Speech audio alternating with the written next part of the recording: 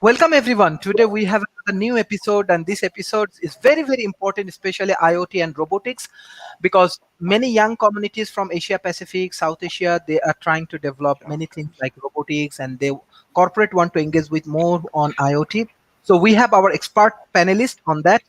This is our 261 episodes, and I want to request everyone share our content, subscribe our YouTube channel, support World Talent Economy Forum initiative, and we are launching our summit next month. So hopefully all of our speaker and famous speaker from around the world, they will join in this summit.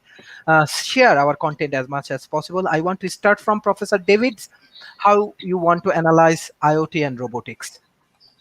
Yeah, good morning, everyone. Well, it's good morning here, good evening in some parts of the world, and good afternoon in others. But it's good morning in Phoenix. So, the Internet of Things and robotics, that's a great topic. As I look at them, I see that both of those are evolving together, that they are compatible technologies that amplify each other. Matter of fact, there's a term for it, the Internet of Robotic Things, IORT.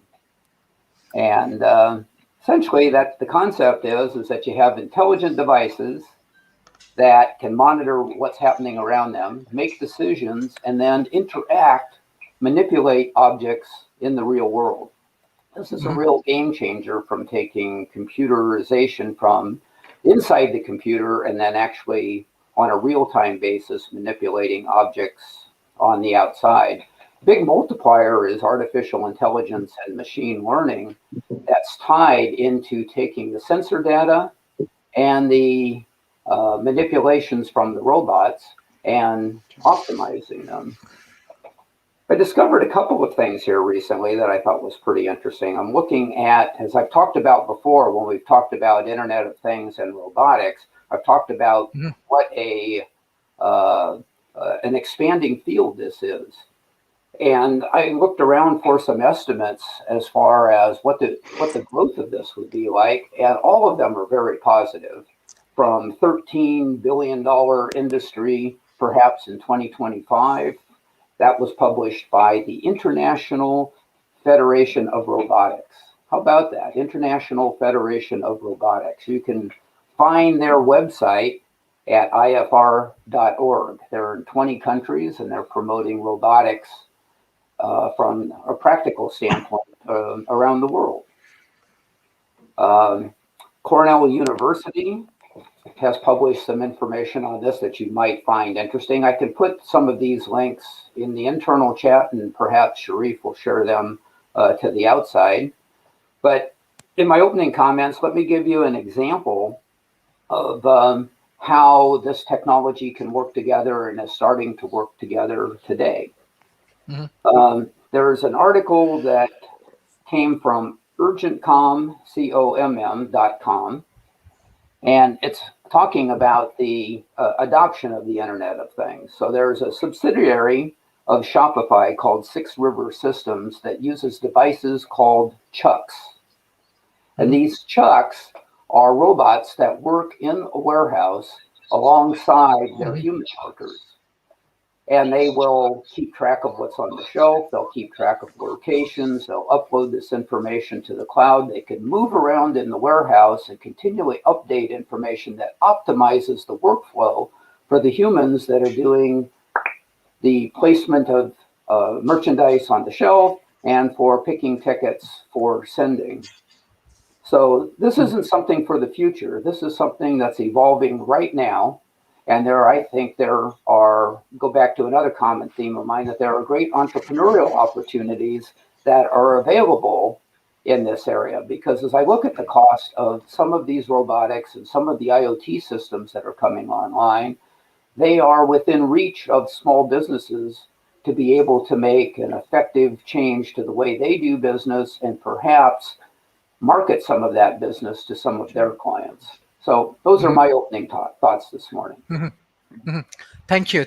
I think our new speakers, Mr. Jeff also joined today, as well as Professor Fred Philip also trying to join today's sessions. Besides that, we have our expert panelist, Dr. Eric Dews. Then I request Professor Edwards, then Professor Rob. how do you want to analyze this IoT and robotics, Dr. Eric? Okay.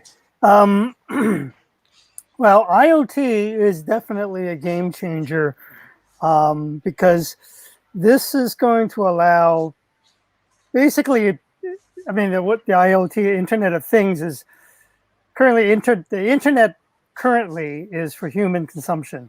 We get data, we see hyperlinks to other data, is for our eyes and our ears to see and hear. Internet of Things is for devices to talk and basically to communicate with each other. And the need for that, for doing that, is immense, and the possibility of how it can be used is equally immense. I can't even begin to list all the different ways that people can do it, but essentially you just want to be able to have things like, is a door open in my home at this moment? Can I close it if it's open? Can I turn up the heat in my room while I'm still driving home from work? All these things that are done, and where the human interaction is even minimized. So I don't even have to think about, oh, I need to turn on the heat in my room. It's just it just does it for me, because it knows my pattern, it knows what I like, and it just does it for me. There are two key drawbacks right now that people haven't quite figured out. One is, how do you make money on that?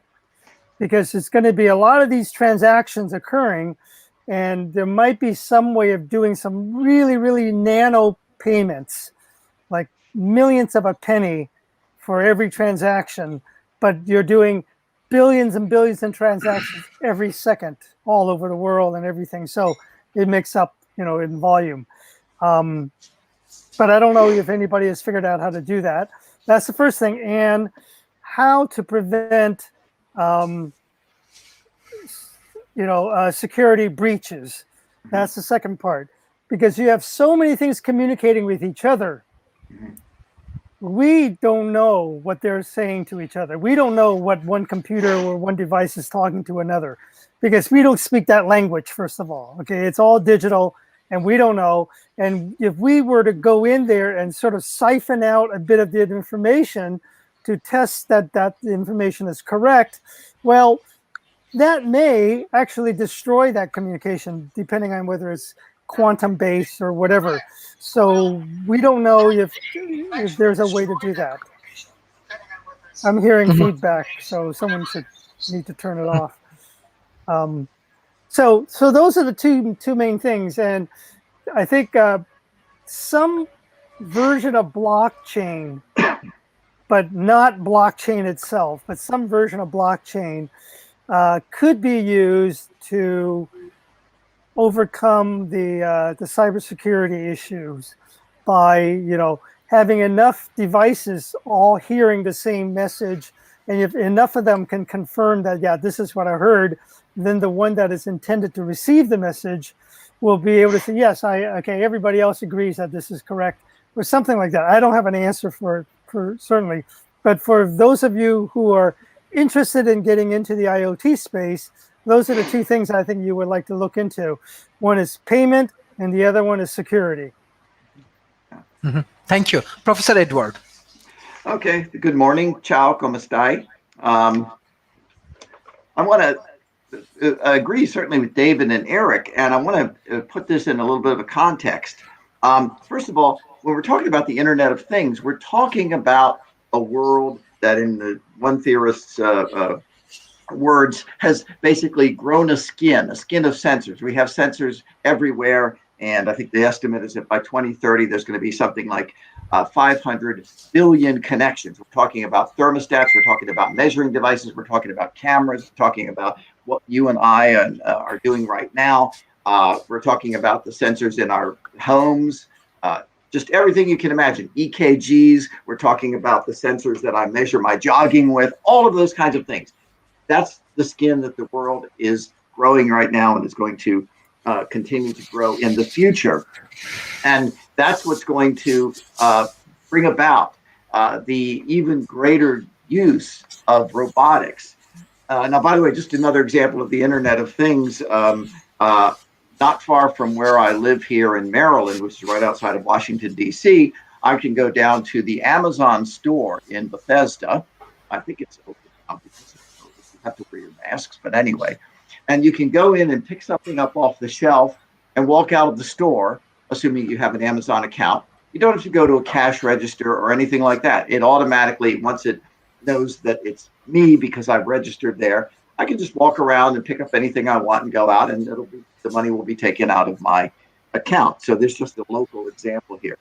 But I want to add something important about, especially the discussions that we have in the World Talent Economic Forum, the notion that all of these discussions are integrated.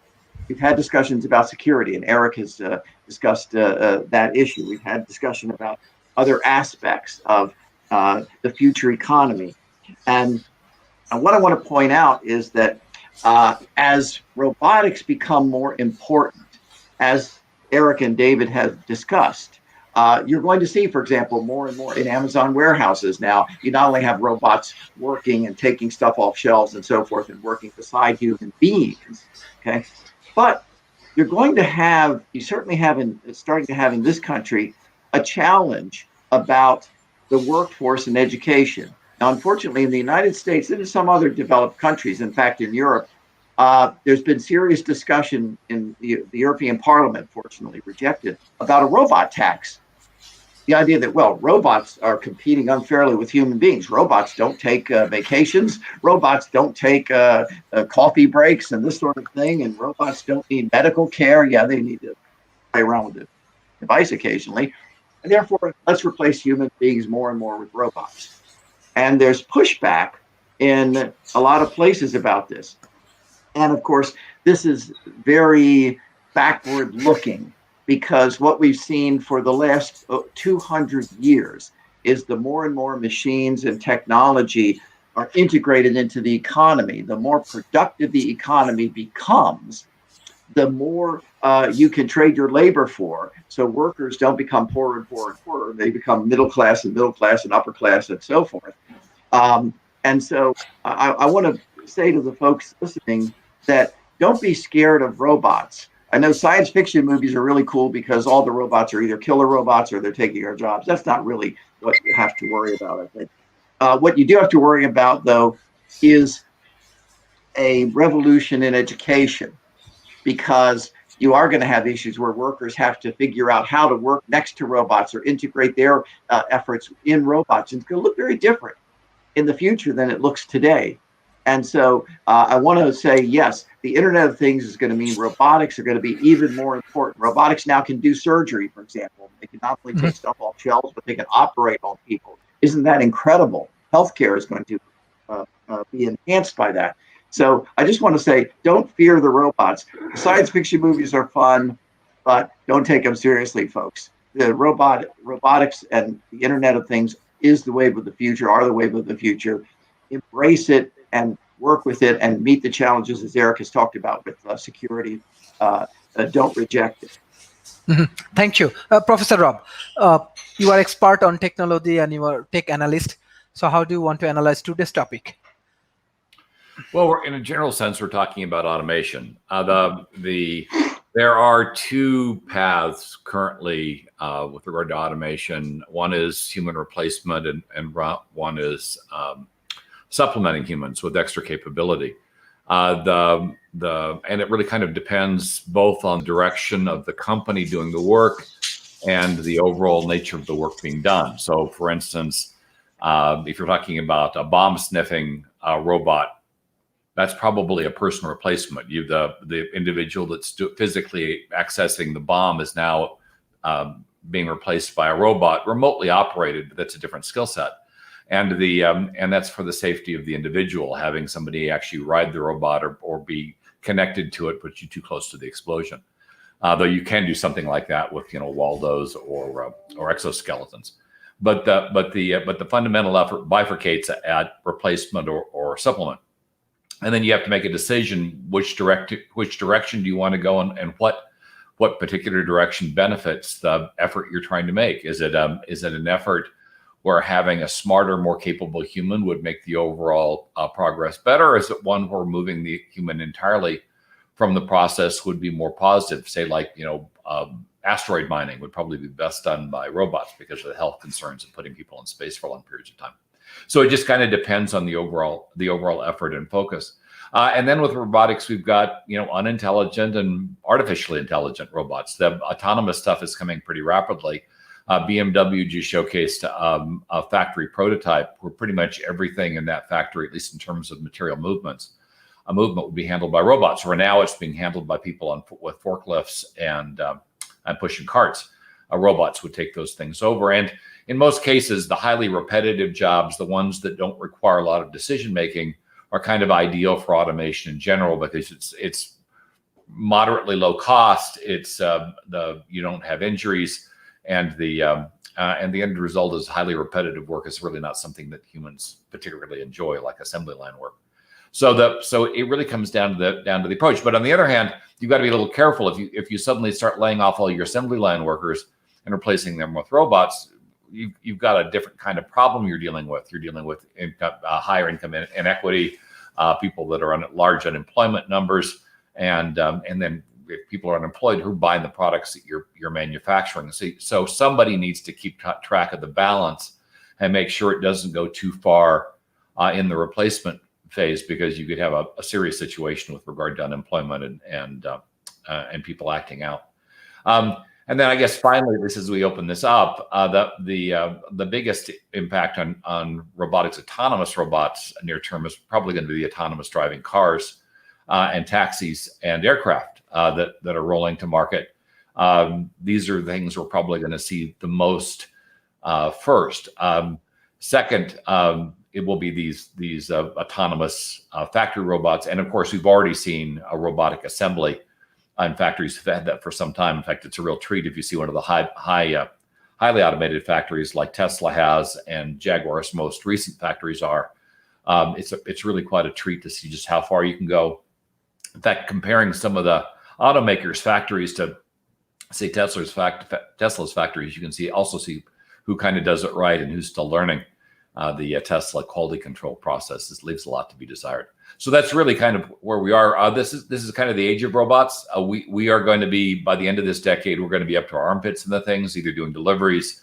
We should have home robots in place, at least for people that are disabled, by the end of the decade as well. And of course, the major move to autonomous cars is expected to peak right around 2028 to 2030. So a lot of activity in this space. It's a great area to go into.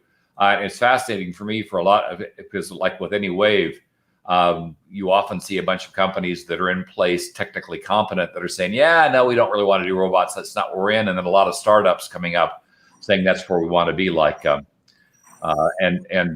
even some big companies like Google has kind of been in and out of this space, fascinatingly. So we're still in kind of a transition phase, but by the end of the decade, we're going to be, as I say, up to our armpits in robots.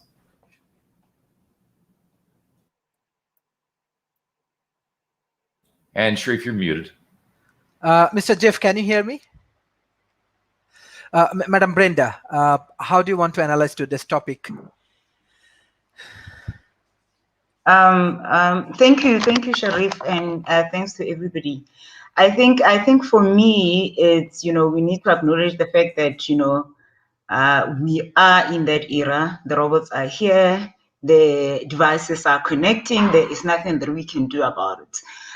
The best thing that we need to do is to embrace this and start to look at how will it affect us right now and how is it going to affect us in the future, and start making plans to ensure that, the impact of this revolution is not negative to us. We start to look at the opportunities that are presented by this interconnectedness and this automation, so that we can start, leveraging of those opportunities. I hear what Dr. Eric was saying around security, which is one of the things that a lot of people will bring up when they're trying to resist what is happening now or what's coming down the line. The fact of the matter is, when we started with, having cell phones and just doing simple automation, we were scared of computers. So we had to understand what it is for us to be able to say what type of security, what type of threats are we looking at. Then we are able to manage those threats. So yes, cybersecurity is one of the biggest things that's going to come with this. And not only that, there's also legislative impact in terms of this. When you're thinking about GDPR and when you're thinking about protection of personal information, legislation like that, are looking at how information that is going through all of these devices that are sitting across the borders in different jurisdictions that have got different laws. How do we ensure that our data is correct, is protected? How do we ensure that we do not compromise people's data? Your personal data is looked after. So those are the things that we need to start understanding more and saying, how do we ensure that we still keep compliance, we are still protected while we ensuring that we are not left behind as the world moves forward. And another thing, when we're talking about analyzing the impact of this to our businesses, to our communities, to us personally, one thing that we need to also look at is, as we rush to implement this, do we understand where we are at? What is our level of preparedness to take all of these things and try to implement? Right now, Rob was talking about this autonomous cars, the self-driving cars and all of that. If I think about where I am in South Africa, is, the state of the road infrastructure, is it such that, I can have a self-driving car with all of these potholes, with all of these gravel roads, so it means it will then cater for some and not cater for some. So those are all of these things that we need to start thinking about when we're thinking about Internet of Things, because as amazing as it is, it can be very detrimental if you are not prepared for it, if you do not do this analysis and ensure that we put measures in place so that the impact of these things are not, the impact of this is not negative to us. Mhm. Thank you. Liz, from Mexico. So how do you want to analyze today's topic? Can you unmute yourself? Liz, can you unmute yourself?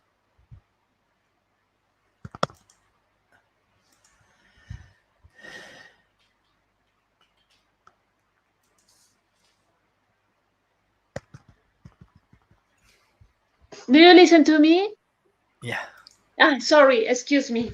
Hello, I'm Liz from Mexico, and I'm agree with all that it's very important, and the Internet of the Things, it's already done here in all the world. But I think that we as humanity should look for another way of communication. Maybe that sounds a little crazy, but I think that the humans, we need to focus in develop all these powers that our minds, our brain has. And I think that if we return the time and we go with our grandfathers or grandfathers, they never would believe in internet. They never can imagine the power of the Wi-Fi that we already enjoy. And I think that maybe we are in the same situation, and in the future, our grandsons can have a communication between their minds, and I think that that will be very powerful. I think that the Internet of the Things already is done. It's something that we can break. It's all the world creating great impact, but I think that now we should focus in to develop the connection, other kind of connections between us.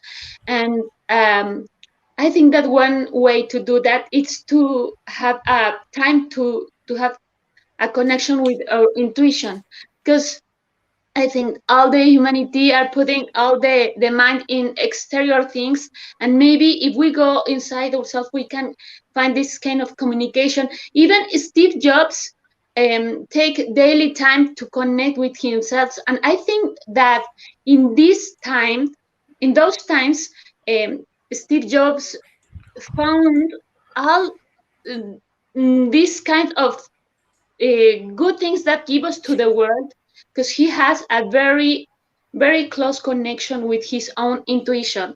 And well, I think that we we need to take the internet of the things to connect also with our intuition, and I think that will be great solutions to the world that we will go to appear.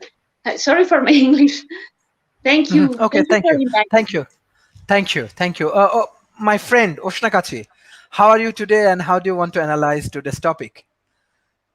Okay, thank you for inviting me. Thank you for having me today. Greetings, everyone.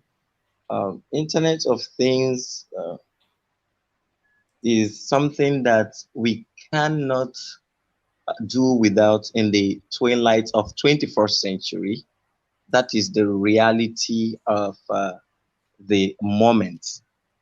I cannot speak about a global view of Internet of Things, but I can talk about Internet of Things with regards to my country, Nigeria, and partly Africa or West Africa to say. Now, let us look at the where we are in our continent. We are blessed and we have everything, and we are just challenged with leadership and, like say, we don't know how to solve the friction of having the thing available to the masses. Okay, which is the problem of what Kamas we call class struggle. So, but with the Internet of Things, we can solve this friction. We can have a better or a favorable ecosystem where anyone can compete or where anyone can transact or do whatever things that he or she wants to do. Okay, looking at the division of Internet of Things, let's talk about the industrial aspect of it. We can see the wave of blockchain and in trying to disintegrate or make people help entrepreneurs transact easily. There is this thing that they call uh, Flutterwave Flutterwave app that is being used just as PayPal. Because if you come to some of the West African countries, as suffering from cognitive bias among the category K companies like PayPal and Amazon, they don't allow us to easily transact with PayPal and all that. So, but with PayPal trying to say, no, you cannot send out money from Nigeria, you cannot send out money from Ghana, you need to have an account in US, or Amazon will say you need to have um, need to have a virtual account to transact. People are really people are really building apps that solve that same problem. So in order for all these category companies not to lose relevance in Africa, that has the highest number of young and bright minds currently in the world, statistically speaking, we have the highest number of youths. So as a result to that, they now want to partner with these startups, with these young minds. So you cannot talk about the Internet of Things without talking about the workforce, because most of these robotics, in the twilight of 21st century, the age of singularity, there is always scarcity, as we all know. And in solving this scarcity, there need to be disruptive inventions that helps to strike the balance when a category king company is trying to overshadow the other, trying to set parameters that is not favorable for the ecosystem. So that is one of the things. And we also know that when it comes to election, people are talking about rigging of election, and the Internet of Things can help solve these frictions, and thereby or through blockchain votings and all that. So these are the two I want to talk about: the political aspect of it and the industrial aspect of Internet of Things, how it can really help in solving some of the friction that is surrounding the ecosystem. Mhm. Thank you. Thank you. Professor Davids, my question is that, like, in COVID-19 situations, many corporations, even manufacturing hub, they cannot operating properly because of COVID and many problem happening right now in Asia Pacific, South Asia. South Asia, COVID is increasing. So how actually robotics and IoT can solve different kind of like problem of especially the manufacturing area, and how actually it will be helpful for the local small medium enterprise? What is your advice? Yeah, very good question. Looking at, I saw that you put up the page to the uh, International Robotics. They have a pretty good article on that page, by the way, and they're talking about how COVID-19 has actually accelerated the adoption of the use of robotics in businesses. And as Internet of Things devices becomes available, it helps with that as well. Specifically, I don't know of a particular organization that I have worked with that has accelerated that, but as I've seen from the writing, it would seem that it would be logical. What you see on the screen now is an excellent video of showing off the movement with robots and just how far we've come from the clunky robots to robots that are well articulated, well balanced, so that these can be used to do jobs that that humans could do, or perhaps even jobs that humans couldn't do. Robots could be made taller, robots' arms could be made longer. There are a number of advantages to this. I think one place where I could see here in my local area that I didn't see, but I would like to see, would be in home delivery. I have groceries delivered at home, and they're delivered by people. And in the at one time, Arizona was a very bad place to be as far as the pandemic was concerned, and even transactions like somebody dropping off groceries at the front door was a very cautious thing. How much better might that have been had that been some type of rolling drone or something of that nature? So when it comes to small enterprise, that's where I see that there's an advantage to be able to field some of these devices like that rolling drone, like being able to do that last mile, that last 1,000 feet of delivery, whatever it might be, and being able to provide that to small business to be able to compete with their larger business customers in the same area. So, for example, a small grocery store could compete in delivery terms with a big national chain. These are the kind of things that I think that will help going forward, and I hope that addresses that question to some extent. Dr. Eric Dew, how do you want to give some example that we can use it in the manufacturing hubs and robots, and we can solve Sure. many problems, especially? Yeah. Well, I know of a company that is building a robotic forklift. Okay, you know forklifts. They come in, they have a fork, and they stick underneath a pallet of goods, and then they bring it up to some shelf, and then stick it in there. Currently, the forklifts that we're familiar with are operated by humans. And problem with humans is that you have human errors, and you have the forklifts have to fit the human form factor. It has to be built so that a human can fit in there, and it has to be built that the human can, you know, operate the steering wheel and push the buttons to raise and lower the forklift. All those things do not have to exist on a robotic forklift. And with a robotic forklift, what happens is it works 24/7, 365, never goes on a break, and never goes to sleep, doesn't have vacations and all that. B, here in the United States, we have about 100 deaths due to forklift accidents where maybe they took something too heavy and it toppled over and it crushed the driver, or maybe somebody nearby or something like that. None of that will happen because no humans will be nearby. So you will save in the number of deaths. Okay. 3 is that the form factor for this forklift is now smaller. You don't need to have something that fits a human, that a human can have to fit into there, that can accommodate a human anymore. So you can make the forklift smaller. And when you make the forklift smaller, then that means you can put the shelves closer together. And then your aisles where the forklifts will go can be narrower.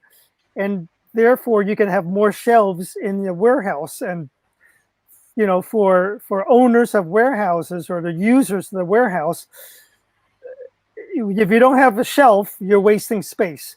Aisles are space wasters. And that's the same thing also in retail space. In retail stores, you have aisles for humans to walk through, and there are regulations according to fire regulations, that the aisles have to be minimum of, 3 feet or 5 feet or some distance apart, for fire safety. Well, if you don't let humans go into a store anymore, okay, if you require the humans order and purchase online, and then they can go to the store if they want just to pick it up, and then there'll be like a mini forklift that will go up and down the aisles and pick up all the items that the person ordered and then bring it to the front, and boom, you get it.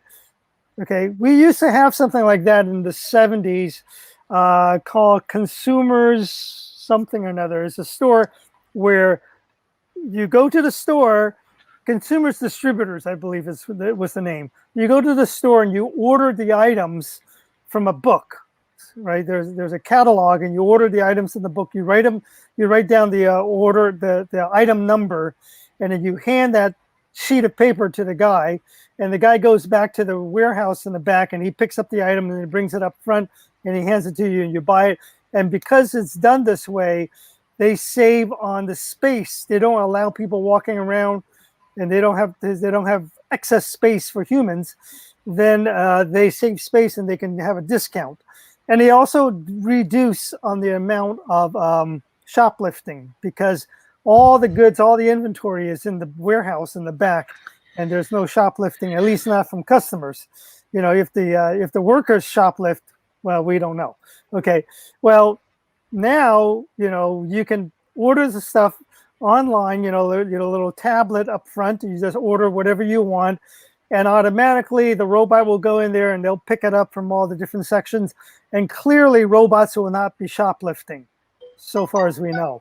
Okay, they'll pick up the items, put it into a basket, bring it out front, and you pay for it before you pick up your goods. Okay, so everybody is done, and that is the future. Okay, that's the future. And I can talk about other ones, but those are the two. And all that communication that is done between the robot and the location, the placement of the goods in the inventory, in the warehouse and all that, that's IoT. Okay, that's the Internet of Things, because somebody some program has to decide that this item is going to be placed on that shelf, and that shelf 14, row 18, aisle 95, whatever it is, and that is stored in some information on some database in the store's database, and then the computer, the robot that's going to pick it out, will refer to the database somehow and find out where it is and get it. And there'll be other markers, RFIDs, and other devices that are planted all over the place to tell the robot exactly where they are, so they know where to navigate and find where they are. Thank you, Professor Rob.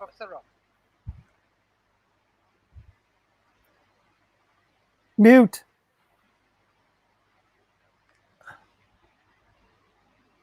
Unmute.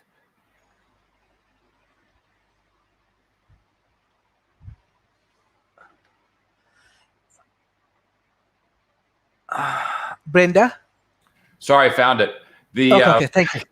Had way too many windows open at the moment. I can hear you guys. I just couldn't find you. So let's take a look at some of the questions we've got. How are AI and IoT related? They're not really. I mean, the underlying concept of IoT is a lot of devices connected to the internet. The AI is artificial intelligence. The two efforts are largely disconnected, but you can create solutions with an AI monitoring IoT, but they're kind of different concepts. One talks about interconnect and communications, and the other one talks to intelligence. And I still really hate the term of artificial intelligence, because you're either smart or you're not smart. I don't know how the hell you get back and say, okay, you're artificially smart, because if you're smart, you're smart. Anyway, a long thing, just an aggravation of mine. Which is beneficial and easy for human to implement major task, IoT or robotics? There we're making kind of a different kind of distinction. Robots by nature can be internet connected devices. So the IoT is kind of a superset.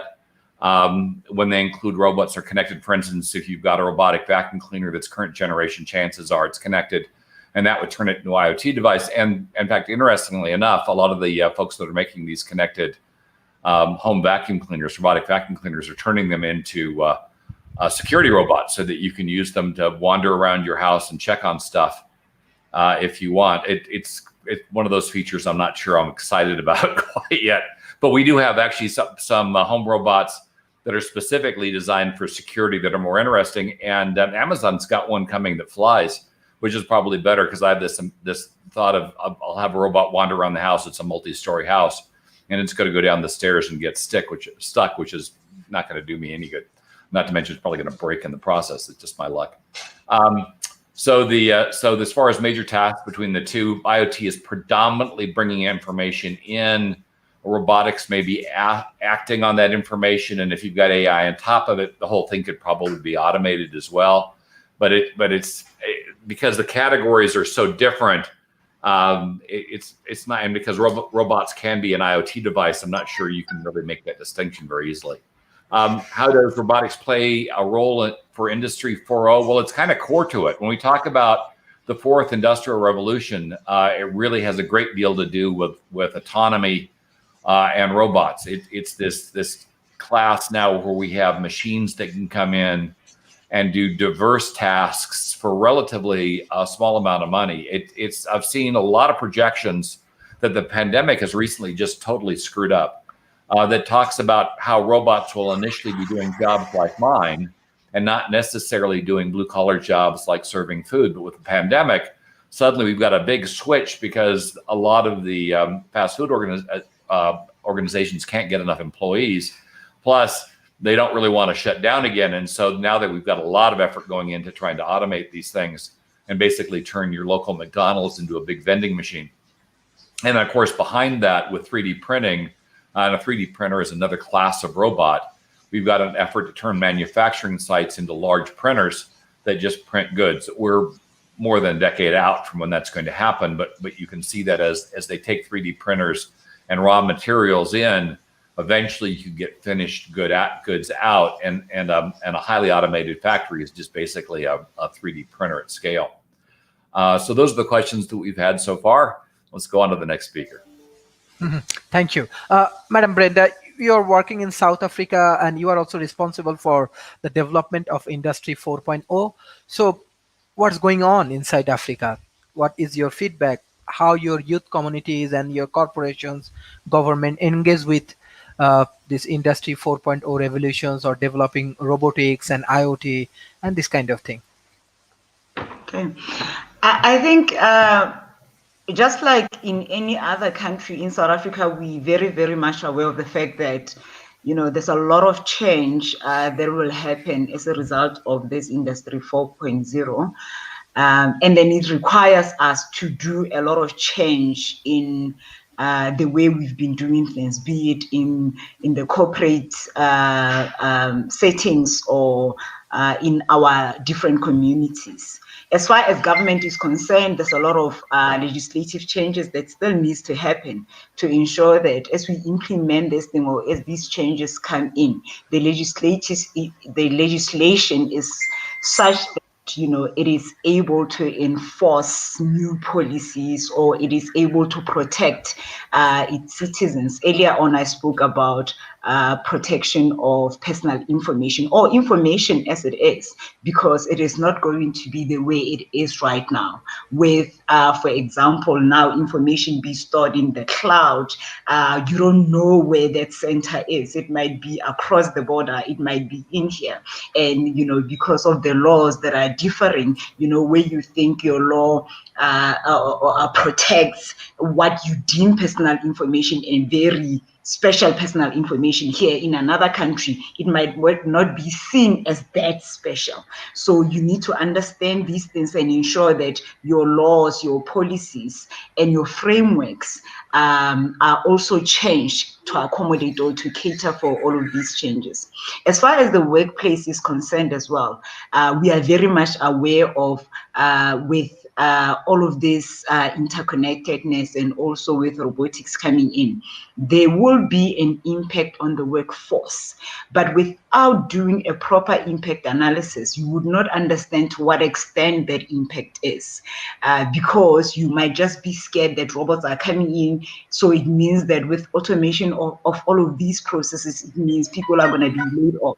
It might not be the case. It might be that, yes, your repetitive tasks and your high volume, low impact tasks are taken over by robots, but it might mean that those people can be shifted to do something much more strategic. They can go and do tasks that are much more human inclined, for lack of a better word. So they can be they can go and do something that will bring even more value to your organization. But without you going to investigate and understand this impact, you might not be able to see these opportunities, and you might lose out on the massive opportunities that are being brought by this. So there's a lot of work being done by government in trying to change policies, in trying to change the curriculum as well. Because the biggest thing is that, we talk about all of these things and we get excited about all of these things that are coming. One thing that we seem to always forget is that we don't know what they are, and therefore we need to start teaching ourselves and the different generations about this is what it is. As the workforce changes, what does it change to? What does it require now? What does it require in the future? So skills development and upskilling and reskilling becomes very, very important in this era. So we need to understand, as we lay these people off and we want them to do tasks that are different to what they are used to, because now robots have taken over their jobs, what type of skills do they now need to still be able to participate in the economy? Entrepreneurs, for example, as we lay these people off, some of them will want to be entrepreneurs. How do we empower them? How do we use this opportunity or this threat, change it into an opportunity to have people, to have more entrepreneurs, so that they can participate more and grow our economies much better? So there's a lot of work and talk about that, but I think we are a little bit slow in the implementation of all of these things. So if we can, just push it a little bit faster, and start with education. And I'm talking from basic education, because if you look at kids at primary school and secondary, they're no longer interested in somebody standing in front of them and telling them about history in the 1900s. They're interested in what's coming down the line. They're interested in, clicking on these devices and doing things like, how do we leverage off that? If we take these games that they like playing on their devices, how do we make that educational in such a way that it benefits them now, it benefits them in the future? So it is the education system that we need to change. It is our public sector that we need to change, so that it is accommodative of these changes. Also, our private sector we always find that the private sector is steps ahead of the public sector. How do we ensure that we bring them in and we collaborate with them to ensure that nobody is left behind on this? We've spoken before about, with the start of the fourth industrial revolution, now Africa as a continent will be on par with the world, will be able to seize these opportunities as fast as the world is doing it, because everybody is starting at the same time. But the one thing that we fail to realize is we might start at the same time, but if we implement slower than the rest, we will still be exactly where we were when we started off. We will still be left behind. So I think we need to be, try to catch up as fast as possible and not too fast that we leave the critical aspect and we leave the understanding and, a proper business impact assessment that will ensure that, we cover the important things going forward. Thank you. Ostakati, can you hear me? Yes. How do you want to share your experience? You are also part of TEF, Transdisciplinary Agora for Future Discussions. So what's your experience, specifically this robotic engineering, and how young people actually involved from Africa? Well, I would like to take it up from where my boss lady stopped, Brenda. She was talking about she was talking about the government and the private sector's relationship. I think that is a very vital point. This is something that we can see as a collective responsibilities. And a few weeks ago, I was invited to talk about this thing at Ikeja. So that's the capital territory of Lagos. So there I met a young guy, Diruj, that invented this app that is used for the to regulate gender-based violence. So he was sharing with me his experience regarding scaling of the app. So most of the states will tell you that they have their own app, which literally we know it doesn't function. So you see, because when you talk about IoT, you talk about invention, you talk about innovation, you talk about exponential growth, you talk about try to scale some of all these things. It's not about bringing up these ideas. If you check very well, you'll see that there is no way the government is ready to support people who are in this niche. And it falls back to private sectors, like Brenda said, it falls back to NGOs, it falls back to groups like SARS, World Talent Economic Forum. They're trying to see a way of pushing, creating awareness, consciousness, and all that. And also, this also is in line with our experience in 2019 when we did our International Conference of Techno-Scientific Awareness. We talk about Rwanda as the hub of tech, and South Africa and places like Ghana. Not that Nigerians are not doing well, but we don't have a favorable ecosystem. You see, there is no encouragement. But when you talk about the workforce, are people who are really doing well, like Stack. We know what happened a few months ago. Stripe partnering with Stripe and all that. So it is something that has to do with the government and the private sector finding a common ground to scale some of all these things. It's not about bringing up the ideas. Like if you are trying to push an idea, like I discussed with few guys to see a way of solving the problem of kidnapping and adoption in Nigeria. So they said they can develop an app, put it in a strategic place, but the government will tell you no, they don't need it. It becomes a problem.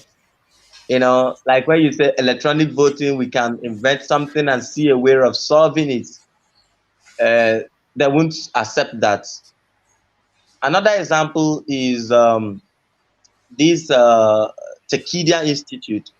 They tried solving the problem of corruption in Nigeria, and they developed a system of doing that. They presented it to the government. They said, you can't fight corruption, but you can build a system that will make it somewhat difficult.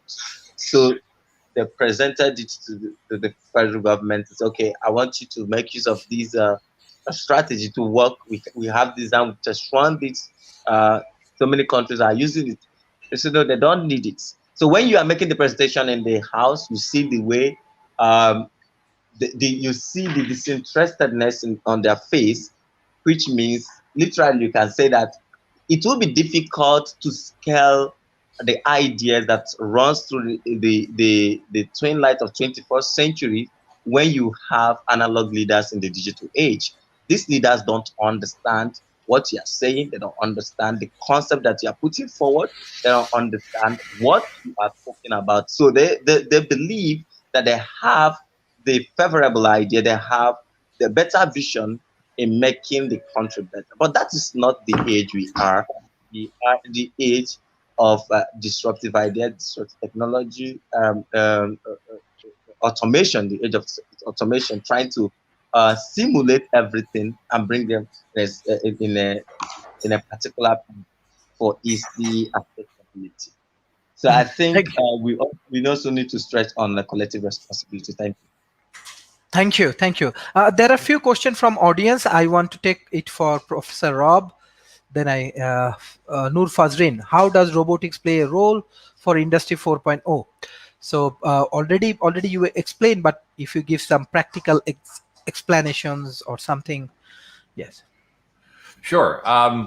So practical explanations. So once again, we're talking about the fourth industrial revolution, which is largely coached or positioned in this AI robotic future. So let's move ahead to the 2030s, which is really when we're going to be kind of past the first wave of the fourth industrial revolution. We're going to have a lot more automation. I mean, the pandemic has shifted a huge amount of focus to trying to get people out of jobs that can be affected by a pandemic. So, high density, looking at areas like meat packing plants, manufacturing line, those areas are looking pretty heavily at robotic replacement, largely because they were shut down or badly damaged by the pandemic. And I think the industries are kind of realizing this pandemic is going to be with us for a while with the different variants. And so a lot of the behaviors we have in place that we're probably still thinking are temporary are undoubtedly going to be permanent in a number of geographies. And that's going to mean we're going to have to supplement with robots. And these robots are going to show up every place, healthcare, manufacturing. We've got them coming into law enforcement. The Boston Dynamics robotic dogs were just picked up in Europe now to supplement law enforcement.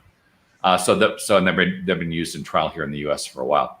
So a major change in jobs that may no longer take people, and of course, autonomous cars pretty much take out Uber drivers as a career path.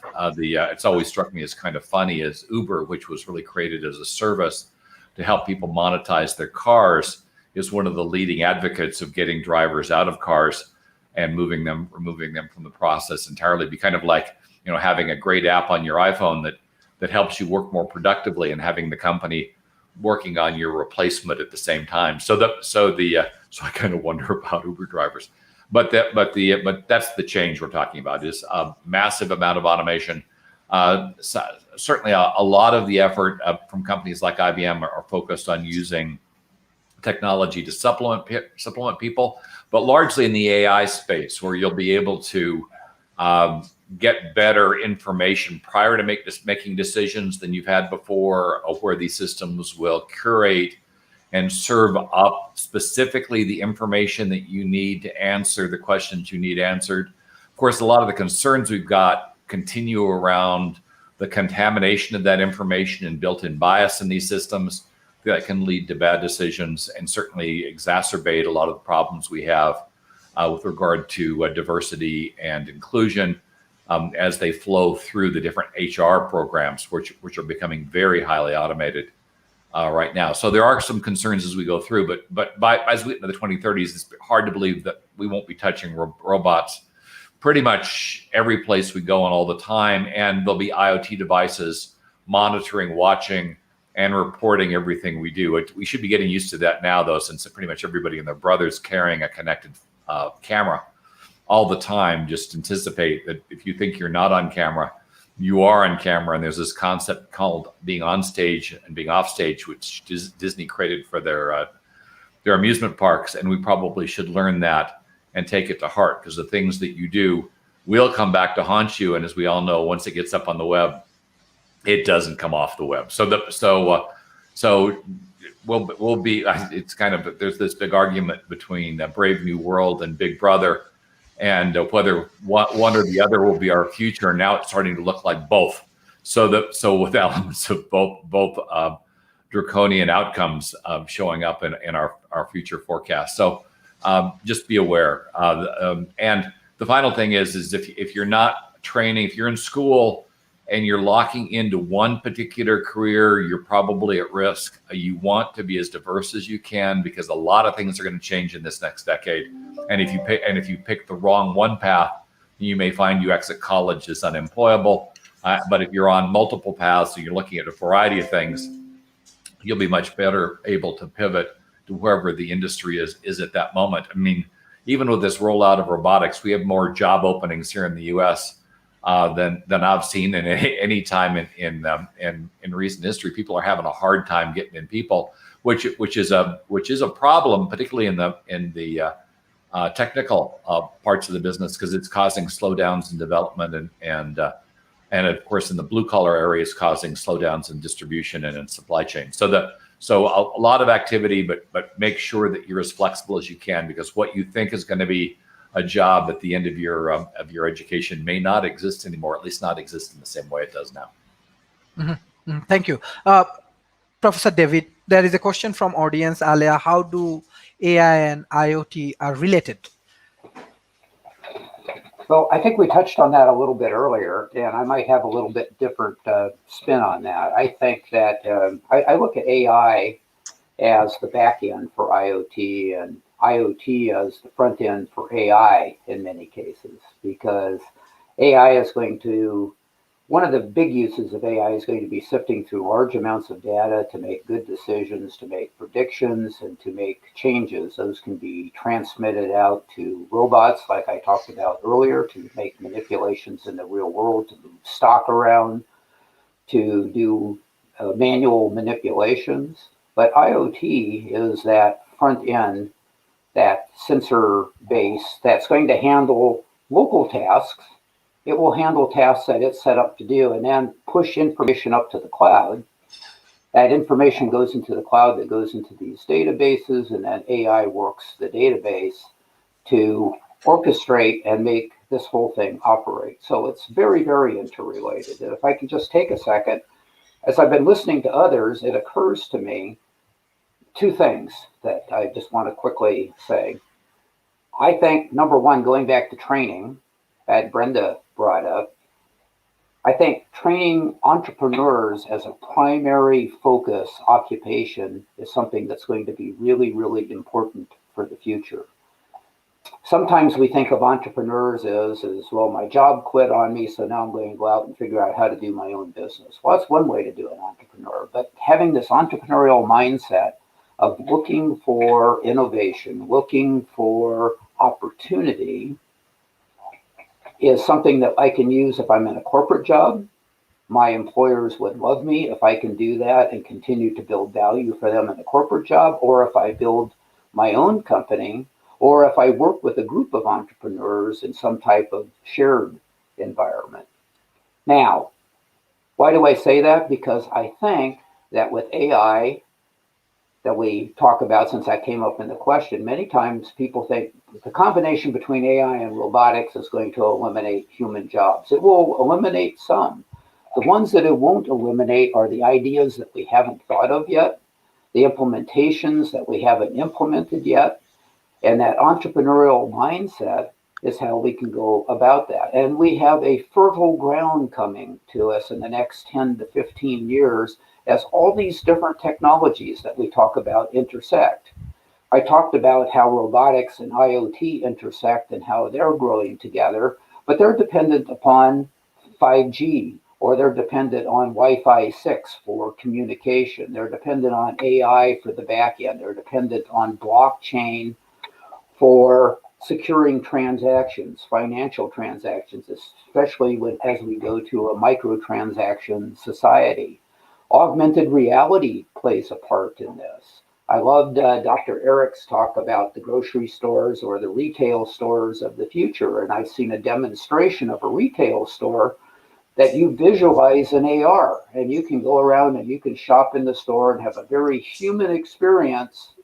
But in reality, you've got that micro forklift in the background that goes and actually picks the products up and delivers them to you. So we have lots and lots of opportunity coming to us. It's going to affect how we buy, how we sell. It's going to affect supply chain. This is a topic that I could go on to for a long time, but I'll stop at this point. Thank you. Dr. Eric, there is another question from Onika. Which is beneficial and easy for a human to implement major task of IoT and robotics?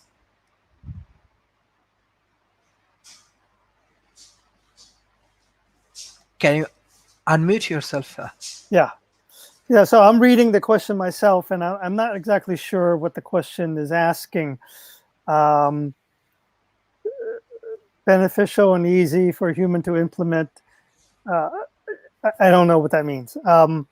IoT, again, is Internet of Things.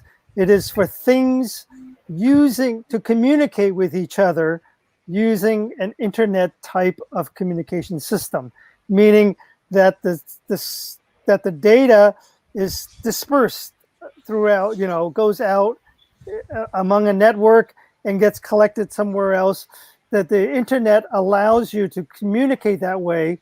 TCP/IP, Transmission Communication Protocol, and all that Internet protocol allows you to break up your message into little chunks, and they get sent out along different paths, and they get connected somewhere in the future, in some destination. And the different paths is to allow for any case when one or two of the nodes are down, then you can always still get the information to the recipient, independent of whether some nodes are up or down.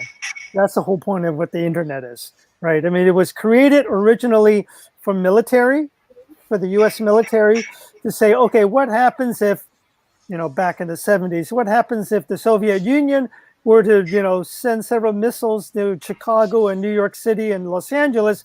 How can San Francisco and Washington, D.C. communicate with each other? And the solution was to create the Internet so that when you send a message, the message will get sent out across multiple networks and it gets connected. That was for human information, okay? Email, text, or whatever it is. Now we can say, okay, Internet of Things is for devices to devices where the communication is not sent along a singular route. It gets distributed across multiple networks, and at the end of the line, it gets sent, is received by the recipient, and the recipient has to collect the information from multiple sources as far as the network is concerned, and then patch it together, and that's the Internet protocol, okay? Which little bit goes first and which little bit goes second and so forth, and then after it collects it all, then it digests that and goes, you want me to do this, and then moves and so forth. So there is a problem there, that there is some lag time for all that computing to be done. So for some of the things that needs to be more immediate, such as autonomous vehicles driving 70 miles an hour, and it's receiving a signal saying, hey, you got to make a turn now. Okay, you don't want to have a 10-second delay. Okay, but you're okay to have up to a 0.3 of a second delay, because that's human reaction time. When I'm driving 70 miles an hour, my human reaction time is still 0.3 of a second, which is a long time. And if I don't react quick enough, I can kill myself. Okay, but But if the computer can do it within less than that, that is a benefit because they can make the changes, swerve right, swerve left, slow down, speed up, whatever it is. They can make all that calculation and receive the transmission quick enough. If they can do that quick enough, then that's a benefit because then we can get around vehicles and so forth. I have to tell you, I am working with a autonomous vehicle company right now, and I get to sit in a autonomous vehicle and drive around and see how it works. And I got to tell you, it is kind of scary because it is making these turns into very narrow streets. These are very narrow streets with parked cars on both sides, so there's just enough room for one car, and it's making a turn going into there at 25 miles an hour, and I'm going like this because I would never be able to do that myself as a driver. I would have to slow down and kind of inch myself into that way. But the autonomous vehicle just goes zoom and it goes in there because it knows not to hit the cars. It knows exactly where the boundaries of the car is, and it won't hit anything. And it just goes zoom and it gets in there. And after a while, I'm used to it now, and I'm saying, man, this thing, I will never be able to do what this autonomous vehicle is doing because I just cannot. I don't know where my fenders are. I don't know where where all the parts of the car is. I just kind of estimate. But the autonomous vehicle knows exactly where everything is, and it knows exactly how far it is, and it just gets there, and I don't have to worry about it. So, and I want to end this my talk a little bit to placate Brenda and others, some of them who have left. Their concerns about job loss. Okay, and I've mentioned this before. Technology has always killed the job that the technology takes over, right? Every time, ever since the dawn of human civilization, back 20,000, 50,000, 100,000 years ago, when early man, broke a stick off of the tree and fashioned it into a spear and said, hey, I can use this spear to poke at animals, I can use it to hunt fish, I can do whatever. That bit of technology killed a previous job that was done by bare hands, okay? So it destroyed that job. But in return, it created multiple jobs, okay? And the way it works is this. Sooner or later, when you create this spear, somebody is going to specialize in just spear manufacturing. Okay, he's going to go walking around and do nothing but look for the best branch from the best tree, and he's going to break it off and he's going to shape it and carve out all the knots and all these other stuff and make it really good and really, strong and all that. And he's got a full-time job making spears. Nothing more than that. He's specialized in that. And then there's going to be somebody who's going to take those spears and he's going to walk, 20 miles somewhere and sell it to another group who doesn't have those trees around to have it. And that guy has a new job of selling spears to another tribe. Okay. And because the spear is much better than human hands, the guy who's using the spear is, let's say he's using a spear fishing. Okay. He's catching more fish than he normally could with bare hands. Okay. So instead of catching one fish for himself and his family, he's catching 10 fish. Okay. And fish being something that spoils relatively quickly, if you have too many, you got to get rid of it. Okay. Otherwise you're wasting it. So you take those fish and you're going to sell them. You're going to sell it to neighbors. You're going to sell it to tribes people. And there's going to be somebody who's going to say, hey, let me sell that for you. And now you got a new job for a person who's going to be selling fish that's caught that would never have been sold before, because that previously that person could at most catch maybe one fish a day. Now with the spear, you go boom, he catch 5, 10 fish, and now he's selling it to other people, and other people get fed. Okay, those people who are getting fed with this excess fish, they have now free time to do something of their own. Okay, and whatever it is that they're doing, because now they're willing to pay for the fish to get fed, and then they get take that time to do something of their own. And that's where it builds and builds and builds, and you get far more jobs coming out of it. So you get the initial one is specialization in using the technology, okay, and making technology, making variations of that technology. You have a spear, you make big spears, small spears calling needles, right? You know, and then you use that for sewing, big spears for, you know, killing elephants and all these other stuff, right? So you have different sizes for what you make, and then those are the new jobs, because people who specialize in making needles aren't specializing in making big spears. Okay, those are completely different spaces, and those people who do well in one type are not going to do well in another type. And so you're going to have all these new jobs that are created.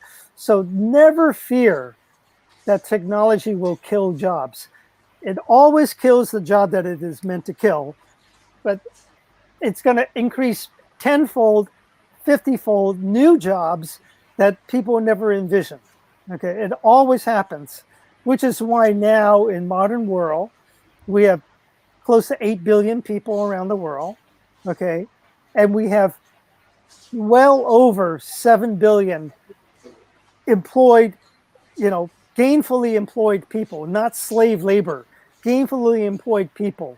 Far more people employed now than just 200 years ago. 200 years ago, we have about 1 billion people. Of that billion people, about 900 million were complete destitute. They were either slaves or lived like slaves, okay? They had no gainful employment. They had no nothing. They barely scratched out a living for themselves. They were like the worst of today. 900 million, 90% of the people 200 years ago.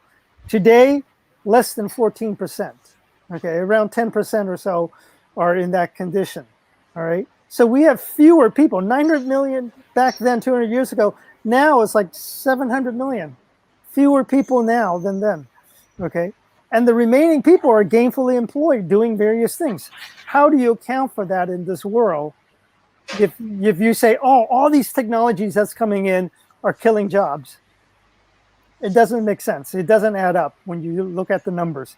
They're killing jobs for sure, but they're creating far more jobs. You don't know what they are, and I can't tell you what they are. We don't have to worry about them. They will show up. People will say, hey, I need somebody to do X, Y, Z. Then boom, you're going to get somebody to do that. And they're going to be gainfully employed for doing that. So don't worry about it. Thank you. Madam Brenda. So how technology create more opportunity for Africa, especially for women? Okay, I think I'm gonna start by responding to what Dr. Eric was saying now, and I'm gonna do like Professor Hardins always does. We need to do this. We seize our singularity future.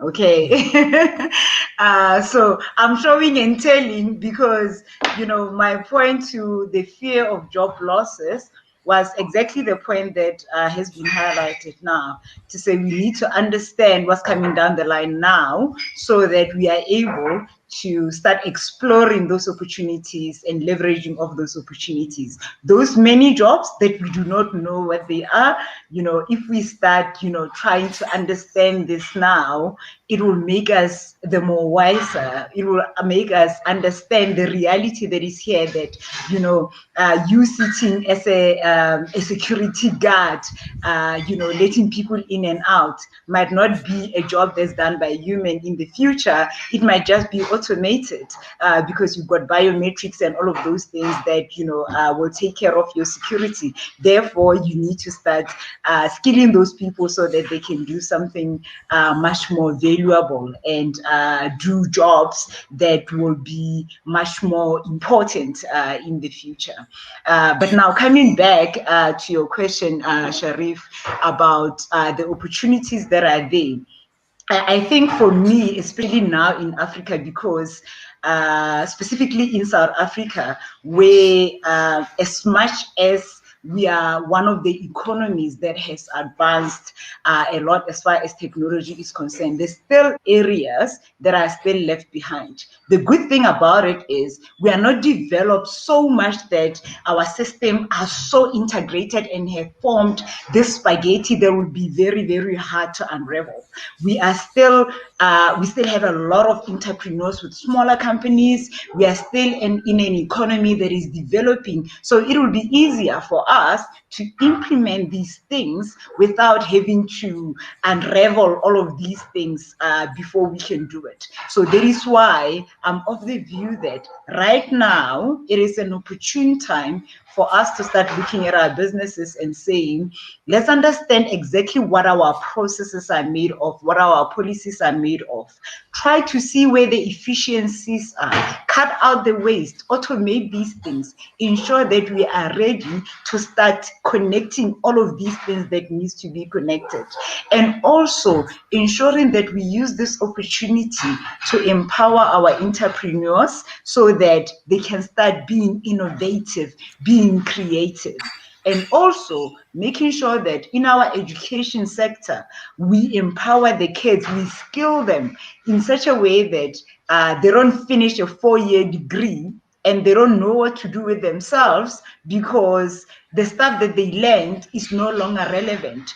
Everything that we need to be teaching now has got to be fit for purpose. It has to be practical. It has to be relevant for this age. We've got a lot of students that are sitting at home with degrees, I mean, varying from some with their PhD, their honors, their MBAs, their, undergraduate degrees, but nothing, they can't do anything with it. Because there are no opportunities right there. So that is why I'm saying, if we start working together, be it the private sector that can avail these opportunities if they are there, and the public sector that can ensure that government creates laws and policies that opens up the economy for such people to start participating in, especially the marginalized people, especially women, especially people living with disabilities that never had the opportunity to do this. Those are people that need to also be brought in. And this revolution or this era allows for those people to do things that they wouldn't have been able to do before. I mean, think about people that live with disabilities that had problem of access, so they couldn't go to work at a certain place because they do not have travel, they cannot walk, or they do not have transport, or their workplace is not built in such a way that they will be able to function in it. Now they can work from home. Now they can use the computers. Now with interconnection of these devices, they are able to do so much more. With the advancement of science and technology, there's so many things that can enable them to do this. So let's use technology as an enabler to allow more people to participate in the economy, to allow diversity, so we can grow so much more than we have been doing in the past centuries. Thank you everyone for joining today's session. This is actually really helpful for our youth community, for new entrepreneur, for small medium enterprise and local ecosystem in Asia Pacific. So I request everyone join in our World Talent Economy Forums. We have our summit next month, 29th and 30th May. We do summit on futuristic leaderships, and all of the famous speakers like today, they will join in our summit. So share our content as much as possible, subscribe our YouTube channels and support our initiative, because we are going for fundraising in Patreon. We have our account. Support our initiative, because we have to move with move with a bigger aspect, because we are developing our academy research related things, and we are open for collaborations like TAB, Dr. Eric, the Transhumanist Party. We are open for collaborations with everyone, and by this way hopefully we can solve many problems, because we need to work together from the global perspective for solving local problems. So this is the way we are actually working. We need more of your support. We need to, anybody, like someone want to contribute in our organization as a consultant, as a researcher, as a academicians, with your technology, with your expertise. We need volunteers, many peoples we need to work together. So hopefully by this way we will solve many things. And when I started this World Talent Economy Forums, because I engage with many places, and I try to understand what is the major problem of even in South Asia and this kind of part of the world. I find the major problem is actually educations. Without proper education, actually we cannot solve many things. even though many big company CEO and many things actually come from South Asia, but still I believe that we have to solve our problems, that we have to develop a better education system. And that is the way we can solve. And this is the content we are developing on IoT, fourth industrial revolution, sustainable development goal, because this is the industrial things our youth community has to understand. We cannot solve our problem like 20, 30 years before syllabus. What the Brenda said and others said in the MBA program, this, that, because syllabus is not up to date, because what they are learning in the classroom, this is not up to date. So that's why from the beginning I do engage with more industrial people. I try to learn and I share our learning approach to our local community. So that is the way we can solve, and that is the reality. Like just 1 year, South Asia lost, education industry lost $1 trillion. $1 trillion. Why? Because of lack of education system, lack of proper professional engagements. There is a huge problem, different strategy. So we have to fix it. I request, we already share our content with different government and policymakers organizations. Please understand the real problem and solve the problem together. Like individual strategy and other things, sometimes it's not modern, sometimes it's not helpful for the local ecosystem. So we need to give the priority modern science, modern engineering, modern technology. So these are the right people, those who can mentoring us, those who can help us. So we are bringing the best scholar from around the world. So thank you for joining today's sessions, and we need more of your support as a mentor, as a researcher, as a industry people. People has to learn many things. So I directly want to go for the concluding remarks. First, Professor David, then Dr. Eric, and finally, Madam Brenda for concluding remarks.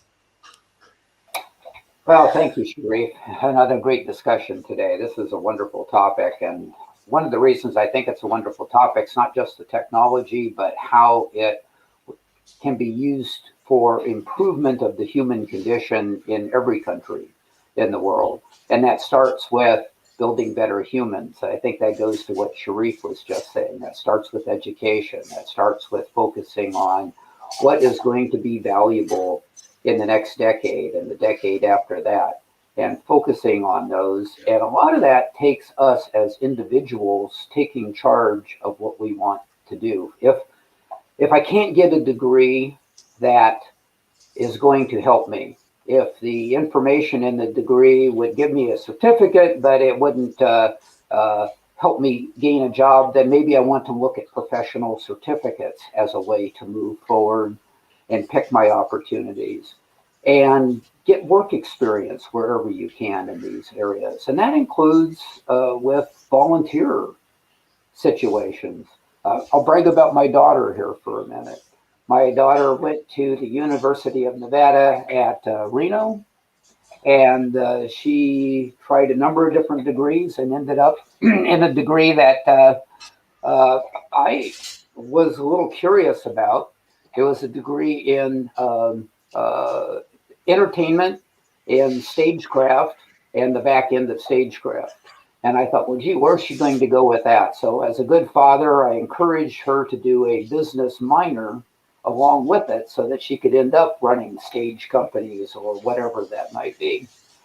Now, when she got her college degree, and she lives in Las Vegas, so that is an entertainment capital. So there's a good marketplace for many of these skills that she had. It was still hard to break in to the business. So she went out and volunteered at every theater company that she could to demonstrate her skills. Doing that with a degree, with that work experience, be it volunteer or not, she ended up getting hired by Cirque du Soleil, who is an international company for entertainment. I think that is a perfect example for anybody that can take their own future into their own hands and go the direction that they want to go. And I will leave you with that. Thank you, Dr. Eric. Yeah, okay. It does go back to education as the driving force in how to use new technology. IoTs, new technology. These are just buzzwords. It could be any new technology. and how to use it. And there is a mindset through education, and I've received that myself because I got my education back in the 80s and early 90s, and that's ancient history, you know. It's the way it was taught is that, you know, you open up your head, pour information in, close the head, and now you get a degree. And that is exactly what you can't do now, because that information you got is 20 years too old or 200 years too old. And my gods, nobody needs that crap. Okay. What the modern education should be is not opening this and pouring information, because for one thing, we have much easier access now to information. I can go on Wikipedia, I can do whatever, all these other stuff. I can get the information if I need that information. So I don't need to be poured information into my head. What I need is proper mindset, proper guidance in how to look at things, okay? And that is the training that modern teaching should be doing, which is more inspirational rather than institutional. Okay, you just have to inspire people. You know, the teacher should sit there and say, "What do you think about how to do this? Come on, Tommy or Mary or Billy or whatever. Tell me, what do you think? How will you approach this? Okay, why will you want to do it this way and all that?" And there's no right or wrong answers. There can't be grades. You cannot grade that, because those questions are not. There are no right or wrong to it. Okay, the question is to elicit ideas and how the person thinks, and for other students to listen to how other students think will give them ideas of how to think as well. Okay, so you want to learn from each other, from how they think, and there's no grades for this because there's no way to evaluate that. Okay, the only way I could say is a grade is, are you willing to participate? Are you willing to be an active participant and offer your opinion? Okay, and if you just sit there and go like this and don't want to participate and just be a bump on a log, then yeah, you can get an F. Okay, but if you're participating, then what I would do as a teacher, I would give a B. I don't give A's. Okay, there are no A's for my class. If I were to teach a class, nobody gets A's. They either get a B or an F. Okay, F because they're not doing anything. B if they're doing everything that they want. Okay, and it's B because if they want to say that, if they're going to go use the grade to go somewhere else, I want them to be humble that they did not get an A. Okay, they cannot get an A from my class, so that they're humble, because a lot of people, they're grade grubbers, right? You know, they always have to get that A, get that 4.0 or 5.0 or whatever it is, and I'm not going to do that to them. I'm going to make them be humble about it. So back to that's what it is education, and you got to change it to inspire people. That's what I want to say.